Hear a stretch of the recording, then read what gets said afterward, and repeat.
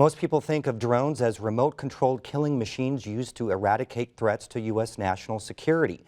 Proponents of unmanned aerial vehicles are trying to change this negative perception as they try to prepare the public for their eventual incorporation into our everyday lives. At Indiana State University, students are learning to fly.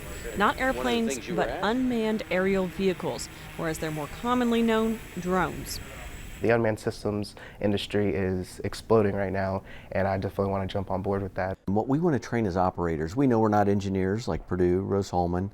We don't do a lot of the communications, the cyber type stuff like IU. At ISU's Center for Unmanned Systems, Hauser says the focus is on applying the technology to domestic uses. It's not about military or defense. We really want to look hard into the areas of agriculture, which will be probably one of the biggest areas, as well as domestic ops or first responders. Hauser says more than the vehicle itself, the real innovation is the data gathering capabilities created by equipping UAVs with sensors. There's so many different types of sensors to give you different data now, whether it be something that can look just like a TV, it could be a thermal, it could be a chemical if you're looking for just trying to get some kind of smell or what's in the air.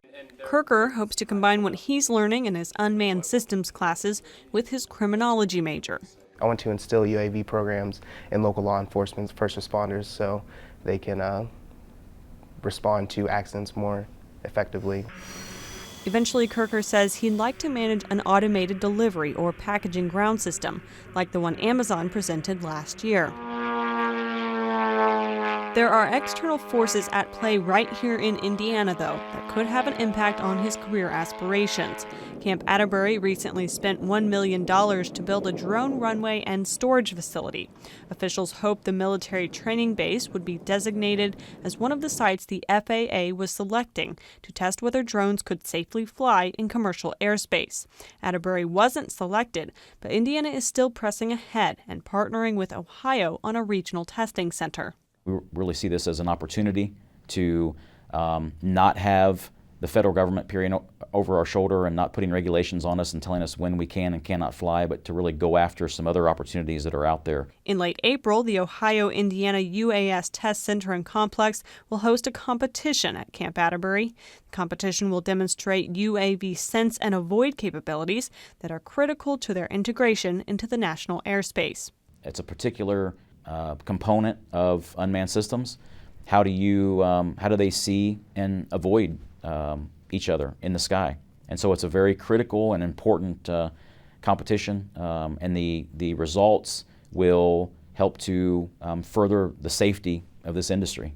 Conkler says FAA representatives and a cadre of Department of Defense, NASA, and other government and private industry officials will attend the competition. Devane Kirker will be keeping a close eye, too. Sense of avoid is going to either determine whether unmanned systems are going to be integrated within the airspace. But the changing technology is causing some lawmakers to worry about potential abuses.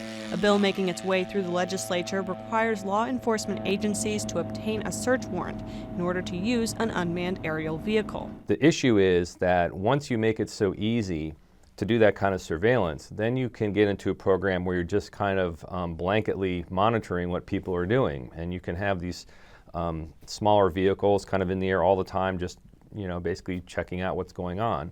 And that gets you a lot closer to this kind of 1984 world of continuous government surveillance. People are worried a lot about privacy, understood, and what we have to do is hold people accountable. And how the privacy debate plays out will affect a wide range of people, including future drone operators. The laws and regulations that are created today and tomorrow in the next couple of years will affect what I can do with my career. We are now joined by the Indiana Office Defense Development Director, Dwayne Embry. Thanks for being here. As we saw in the story, Devane wants a job. What kind of jobs are there in the unmanned systems here in Indiana? I think there will be jobs clearly in the development and production, and lots of jobs in application.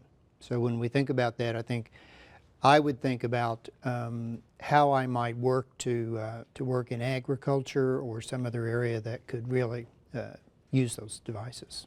What are some of the more specific areas that your office is really trying to bring in terms of jobs?